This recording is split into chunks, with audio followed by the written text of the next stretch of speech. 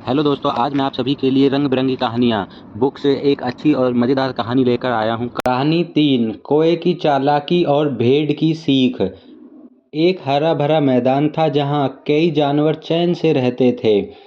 उनमें एक भेड़ थी जो अपने भोलेपन और शांत स्वभाव के लिए जानी जाती थी।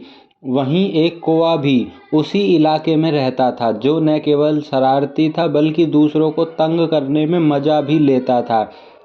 एक दिन वह कौआ उड़ता उड़ता भेड़ के ऊपर आ बैठा। भेड़ चुप रही।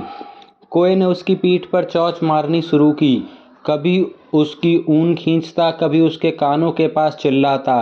भेड़ ने सहन किया क्योंकि वह किसी को तकलीफ नहीं देना चाहती थी। कई घंटे बीत गए लेकिन कौआ नहीं उड़ा। अंततः थककर भेड़ बोली, कौए भाई, अगर तुम किसी कुत्ते के साथ ऐसा करते तो अब तक वह तुम्हें अपने दांतों से सबक सिखा चुका होता, मगर मैं शांत हूँ इसलिए तुम मुझ पर अत्याचार कर रहे हो। कौआ ठहाका लगाकर बोला, तुम सही कहती हो बहन भेड़। मैं जानता हूँ कि कब किसके साथ कैसा बर्ताव करना है।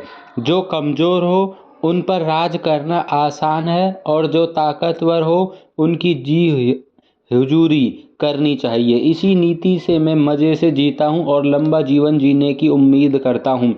भेड़ ने गंभीरता से कहा, कोए, तुम्हारी यह नीति शायद तुम्हें आज तो सुरक्षित रखे, लेकिन याद रखो, एक दिन कोई न कोई तुम्हारे स्वार्थ को पहचान कर तुम्हें ऐसा सबक देगा कि फिर कोई भेड़ न कोई कुत्ता तुम्हारी चालों में नहीं फंसेगा।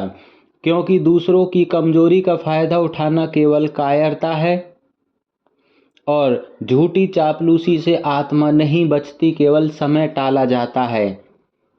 कहानी की शिक्षा, जो लोग दूसरों की कमजोरी को शोषण का अवसर मानते हैं वे कभी सच्चा सम्मान या संतुलन नहीं पा सकते। असली समझदारी और चरित्र समानता और न्याय से भरे व्यवहार में है। ठीक है, थैंक यू दोस्तों कहानी सुनने के लिए।